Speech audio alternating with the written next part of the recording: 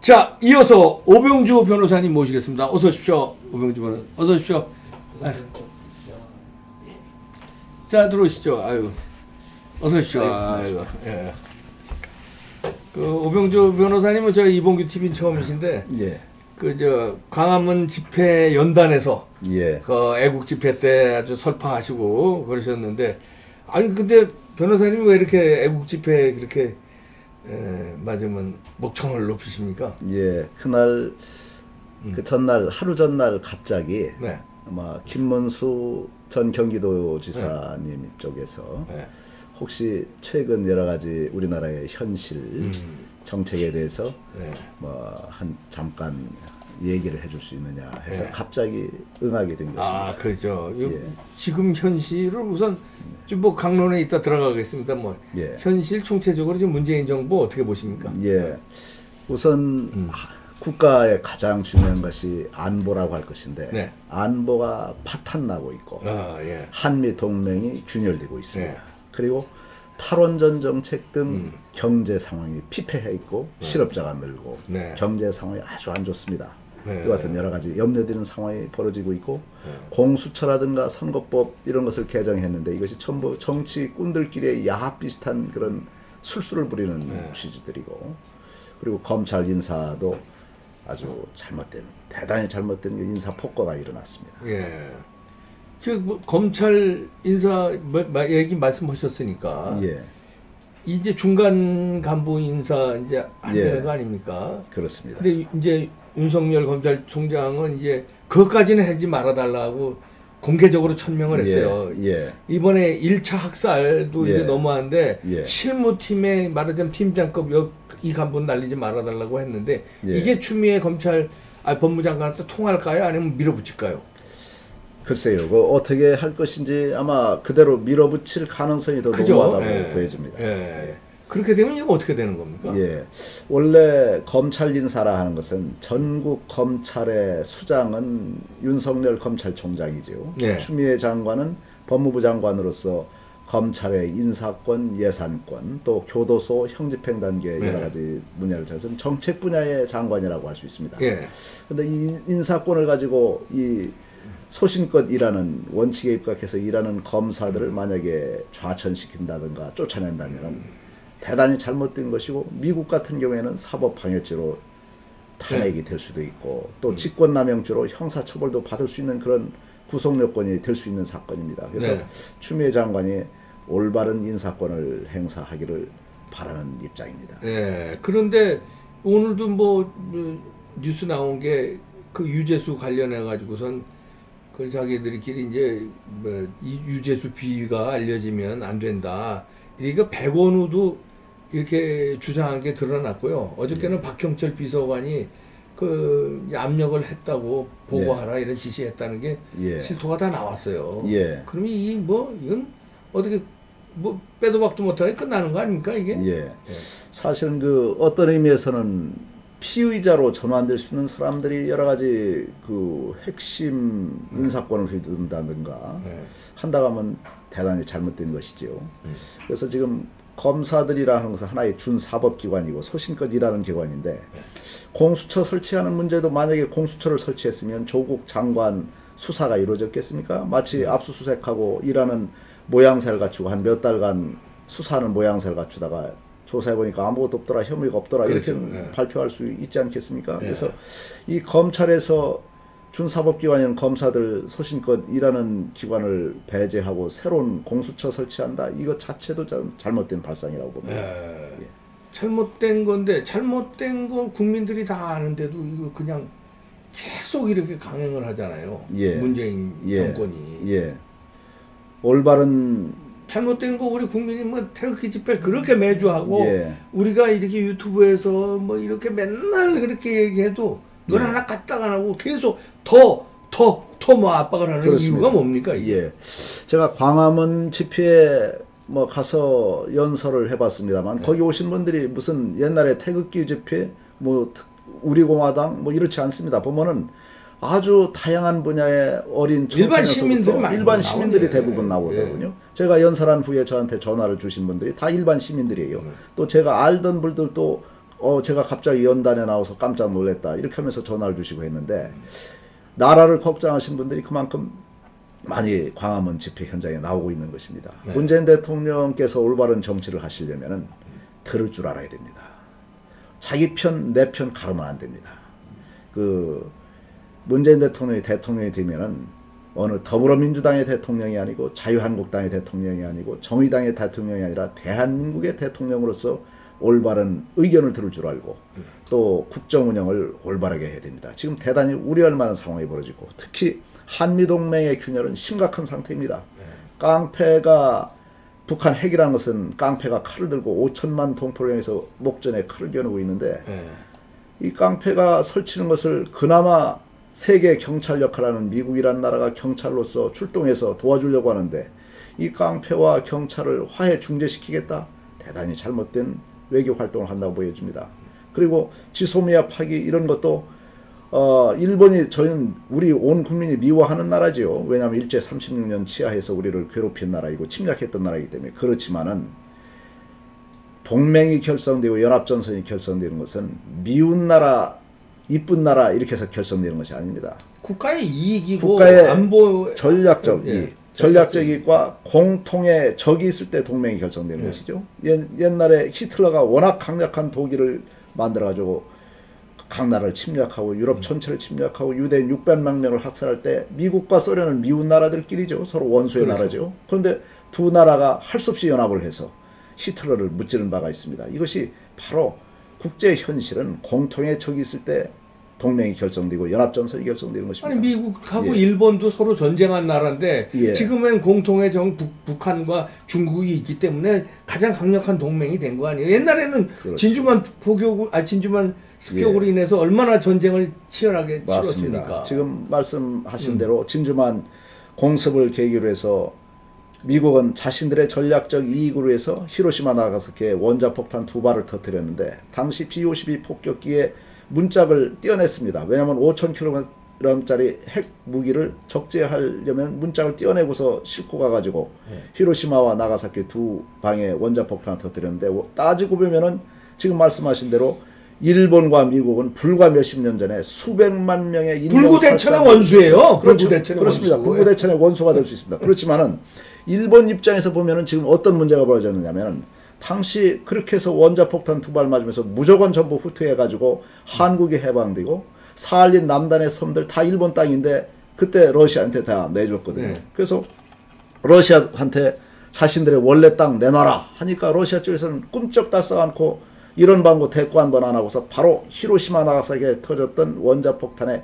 100배 되는 핵미사일 100대를 전진 배치해놨습니다. 그러니까 사할린선 내놔라 소리 꼼짝 못하죠. 그리고 포탄만으로 놓으면 일본 전역이 러시아에 의해서 초토화될 수 있습니다. 그러니까 지금은 자신들의 국가 안보와 이익으로 해서 오바마 대통령, 트럼프 대통령은 굽신굽신하는 이유가 일본의 전략적 위해서 미운 나라에 있던 미국을 껴안고 지금 가장 가까운 나라로 되지 않습니까?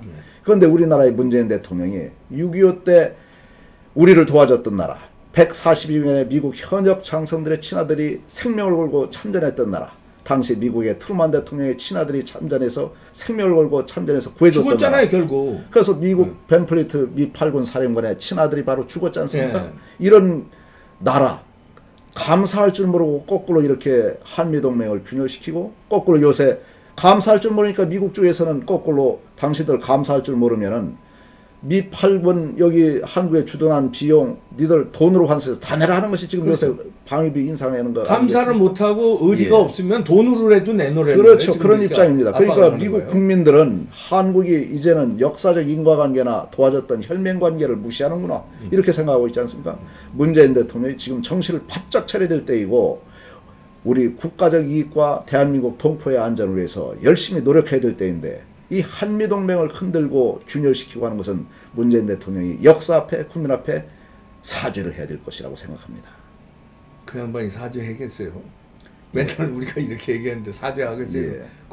왜 지금 이렇게 어거지로 이렇게 오만과 불선으로 그 다음에 뭡니까 이제 마이동풍으로 벽창호에다 대고 얘기해도 안 되는 식으로 이렇게 왜 간다고 보십니까? 제가 보기에는 조선시대 때 500년 전에 어린 나이에 20세밖에 안 되는 대학교 1학년 나이밖에 안 되는 어린 세종대왕이 왕으로 즉위해서 수많은 신하들 권했던 신하들은 황희정성, 맹상성, 신삭주 같은 지금으로 치면 서울대 총장, 연세대 총장 같은 기라성 같은 신하들을 거느렸는데 대학교 1학년 재수생 나이밖에 안 되는 어린 사람이 어떻게 그 사람들을 거느리면서 했느냐.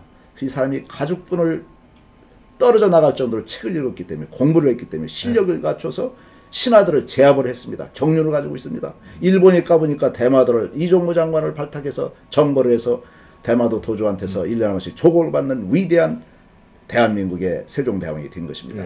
그런데 문재인 대통령이 성공하려면 이 같은 용병수를 잘해야 되고 인적 자원을 잘 배분하고 올바른 정책을 펴야 되는데 지금 자신 내 편 네 편 갈라가지고 자신들을 선거 때 도와줬던 사람만 계속 쓰다 보니까 이 종북 좌파들이 많이 득세해 있습니다. 이런 사람들 말을 듣다 보니까 잘못된 정책을 펴고 있는 것입니다. 탈원전 정책도 사실은 김정은이, 김일성이, 김정일 정권에서 가장 원하는 것이 탈원전 정책입니다. 왜냐하면 탈원전은 우리나라의 핵무기 과학기술이 지금 전 세계 1위권에 와 있습니다. 그런데 이 탈원전은 원자력 발전해서 전기세 올리고 내리고 하는 경제적인 문제가 아니라 김정은이가 계속 핵무기를 가지고 이렇게 설쳐되면은 우리도 6개월 이내에 핵 무장을 하기 위해서는 원전 시설에서 나오는 핵 제철 시설을 가지고 있다가 언제든지 활용해야 될 때인데 플루토늄 제철 안보와 직결되는 문제입니다. 거죠. 그런데 그래. 이것을 탈원전을 하면서 갑자기 뭐 바람으로 풍력 발전이 나고 뭐 저수지에 태양광 패널 설치해서 산에 나무 뽑아내고 거기다 해서 한다? 천만의 말씀입니다. 우리나라는 사우디나 미국과 같이 태양광이 많이 내려지는 나라가 아닙니다. 1년에 홍수가 지고 가뭄이 되고 뭐 어쩌고 눈이 오고 하는 기간 빼면 태양광 할 수 있는 시기가 적어요. 바람도 마찬가지입니다. 그런데 이 자연적인 이점을 전혀 생각지 못하고서 탈원전 하겠다. 이게 순진한 생각이고 어떻게 보면 잘못된 고집을 피는 정책입니다. 이것을 왜 폐기 안 하는지 너무나 5천만 동포들이 너무나 근심을 하고 있는 것입니다. 그러니까 몰라서. 예. 근데 이 주사파 제대로 일도 안 해본 주사파 운동권 애들만 있던 애들이 권력을 잡아서 몰라서 그러는 건지 거기에 또 문재인은 그 측근 세력들한테 둘러싸여서 뭐 당하고 있는 건지 아니면 문재인 스스로가 일부러 탈원전 시키고 일부러 북한과 이렇게 가는 건지 오늘 오 변호사님은 어떻게 판단하세요? 제가 보기에는 왜 그러는지 왜 그런 고집을 피우는지 그것은 왜 고집 부리는 거예요? 한 나라의 대통령이 되려면은 우리가 타이타닉호의 선장이 되려면은 이 선장이 앞에 오는 빙산을 이 항로를 바꿔서 피할 것이냐 어디로 피할 것이냐 이게 승객들하고 다수결로 노조원들하고 다수결로 뭐 갑판장하고 다수결로 표결해서 그러다 끝나는 거죠. 선장이 운명적인 판단을 할 줄 알고 위험을 회피할 수 있는 능력과 경륜을 펼쳐야 되는 것입니다. 그런데 문재인 대통령이 만약에 그 같은 능력과 경륜 없이 밑에 있는 주사파 종북 좌파들 의견 듣고 이렇게 하자 저렇게 하자 휘둘린다 하면 대통령으로서 실력과 경륜을 갖춘 것이 아니라고 볼 수 있습니다. 그래서 이에 대해서는 문재인 대통령 스스로가 이런 부분이 과연 대한민국의 역사와 민족 앞에 올바른 것인지 다시 심사숙고해야 될 것이고 5천년 역사의 930번의 외국 침략은 전부 중국과 일본으로부터 이루어졌습니다. 그런데 이 중국이라는 나라는 일본이라는 나라 반성하지 않습니다. 수나라 때 100만 대군을 끌고서 침략했던 나라가 수나라를 딛고 일어선 당나라 때는 건 반성해서 침략 안 했냐? 다시 당 대종이 수십만 대군을 끌고 또 침략했습니다. 그래서 수, 당, 원명, 청 계속 보세요. 5천년 동안 계속 침략을 해왔고 그 다음에 6.25 때도 보세요. 메가더 장군이 인천 상륙작전에서 압록강까지 물밀듯이 올려갔을 때 우리나라의 통일을 여지없이 묵사발시킨 나라가 바로 중국입니다. 그때 인해전술로 142만 명의 군대를 이끌고 와서 묵사발시켰지 않습니까? 이와 같은 중국의 문정인 특보가 갑자기 미국의 해구산 제공 잘 못하면 중국한테 해구산 제공하면 되지 않느냐 엉뚱한 소리 미친 소리를 하고 있는데 저는 이와 같은 특보라고 데리고 있는 문재인 대통령 이런 부분은 잘못된 것입니다. 국민 앞에 그것은 용서를 빌고 잘못된 인력을 쓴 것을 반성을 하고 올바른 인력으로 세종대왕이 창기 몸을 파는 여자 창기 아들을 발탁해서 장영실 발탁해서 앙불교 이런 금속활자를 만들고 했듯이 그것도 이게 다 외우세요. 이런 것을 할 줄 아는 대통령이 되셔야 국민과 역사 앞에 자랑스러운 대통령이 될 수 있다고 저는 생각합니다. 근데 둘러싸여서 저는 근데 이게 의심이 처음에는 그렇게 생각했어요. 그러니까 인재를 잘못 발탁해서 근데 그 사람들에 둘러싸여서 잘못된 정보를 받아가지고 이 판단 착오로 인해서 탈원전도 하고 뭐 이렇게 자꾸 외교적 미스도 나고 이러는 줄 알았는데 이게 몇 달, 1년, 2년 지나면서 요즘 드는 생각은 아 이거는 둘러싸여서 그런 것보다도 일부러 그런 사람들로 일부러 배치를 하고 자기 생각이 그러니까 나를 따르라고 자기가 주도하는 것 같아요. 그런 쪽으로 잘못된 방향이 자기 생각에는 올바른 방향이고 그게 혁명이라고 생각해서 다시 말해서 원전 없애서 지금 말씀하시는 대로 우리가 핵무장할 수 있는 능력 없애서 북한한테 말하자면 비우상하지 않게 해서 남북 연방제로 갈 때 걸림돌을 없애고 여러 가지 뭐 사회주의 정책을 막 일부러 심잖아요. 일부러 그냥 사회주의 정책을 1호 공약이 무료 와이파이라든가 무상 급식, 무상 교육 이런 식으로 사회주의 정책을 계속 끊임없이 그러면서도 국민들이 비판하면 눈 하나 까딱 안 하고 그냥 우기고 경제 좋아진다, 부동산 좋아진다 뭐 계속 우기고 그거는 자기 임기 내에 뭔가 이걸 음모가 있지 않느냐 이런 불안한 생각도 겁도 납니다. 저는. 이렇게 지금 말씀하신 대로 겁이 나요. 저는.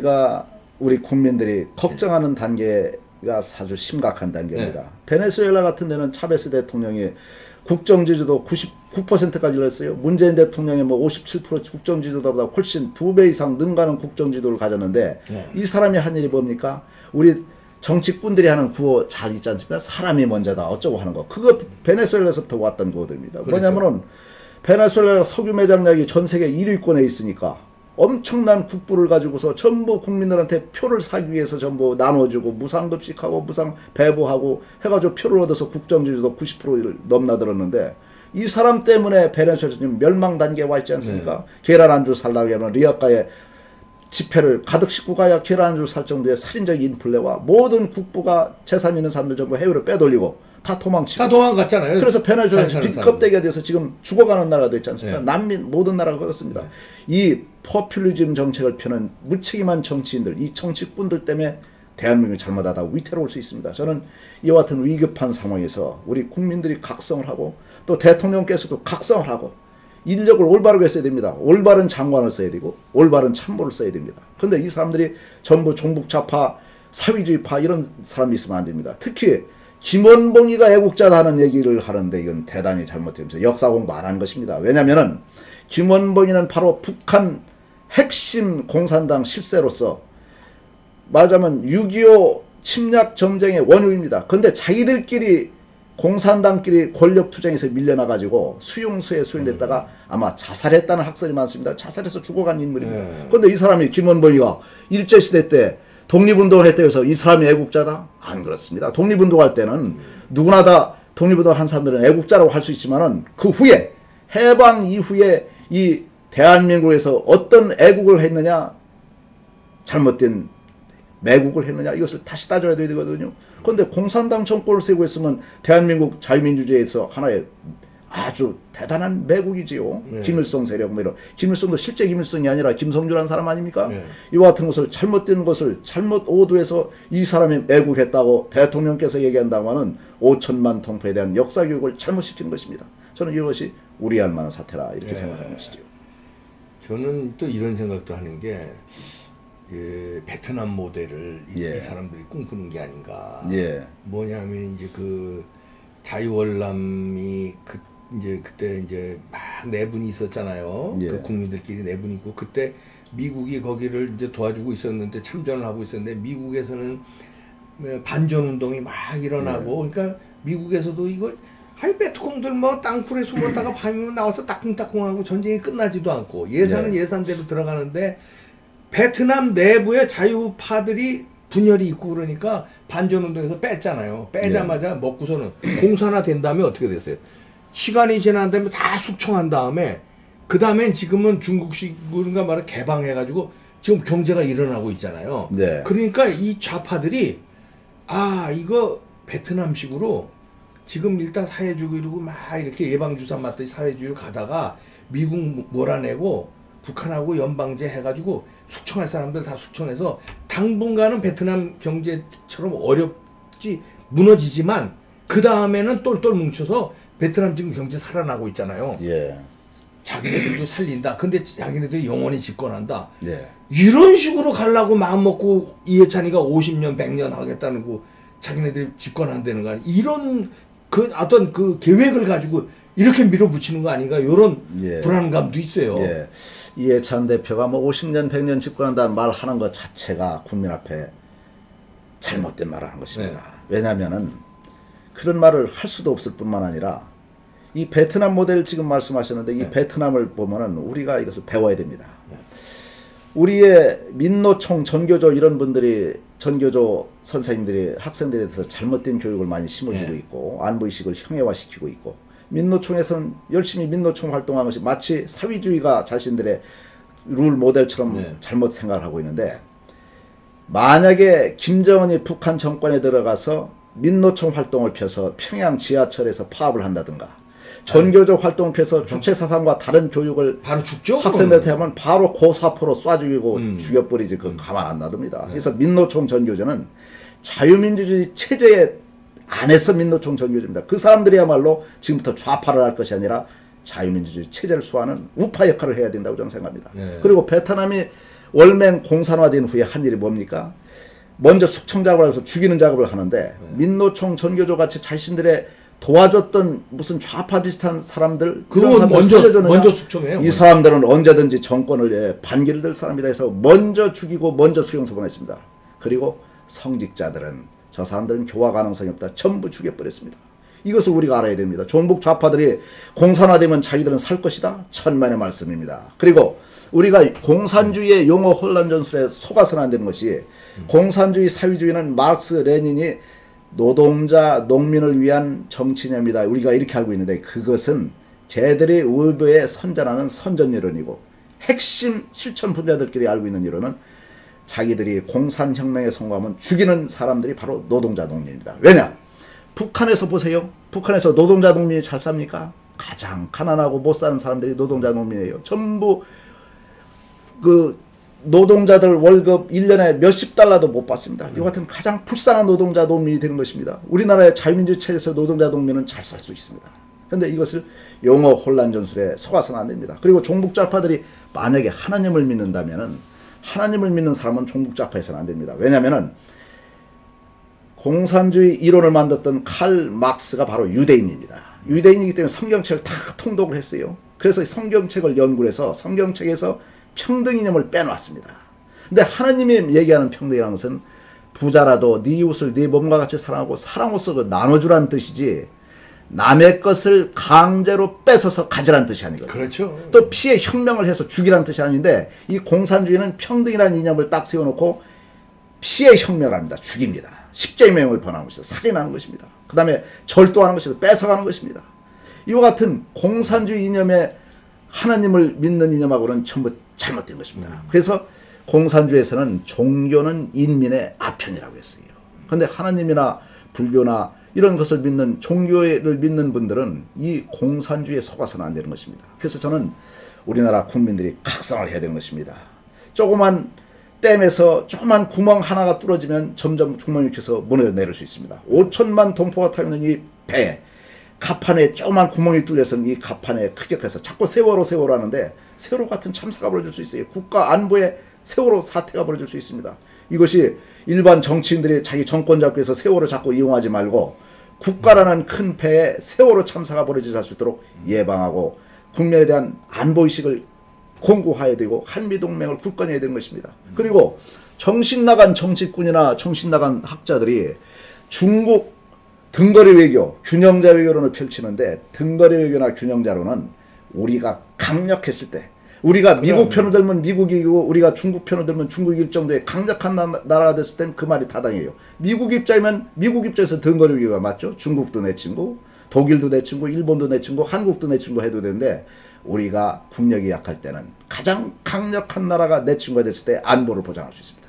가장 강력한 나라 미국은 옛날에 영국이 군사력 세계 1위이고 2등 3등한 나라를 능가했을 때 전 세계를 먹어치우는 대영 제국을 건설했는데 미국은 현재 2등 러시아, 3등 중국, 4등, 5등, 6등, 7등, 8등 쭉 전 세계 200개 나라 줄 세워놓고 군사력을 합친 것보다 미국의 군사력이 능가합니다. 실질적 군사력이. 네, 맞죠. 가장 강력한 미국 6.25 때 도와주고 8.15 해방을 일으키게 했던 원인을 제공했던 나라 미국을 멀리하고 중국과 등거리 외교를 편다. 문재인 특보 마냥 뭐 중국한테 해구상을 제공받는다. 이런 엉터리 없는 정신 나간 사람들이 이 정권에서 판을 치고 있다가 하면 대한민국의 안보가 위태해지는 것입니다. 저는 문재인 대통령이 성공하길 바랍니다. 성공하려면은 올바른 인력을 쓰고 올바른 용기를 쓰고 자신이 소신을 가지고 어린 세종대왕이 신하들을 실력으로 제압했듯이 자신들의 종북좌파 세력의 신하들을 실력으로, 신하라고 해서 용어가 제가 죄송합니다만 참모들을 제압을 할 수 있어요. 자신이 알아야 됩니다. 모르면 자신이 제압당해요. 신하들이 이게 옳다고 하면 자기가 그게 옳은가 보다 결재를 해주면 안 되는 것입니다. 네. 저는 이게 염려스러운 사태가 네. 지금 벌어지고 있습니다.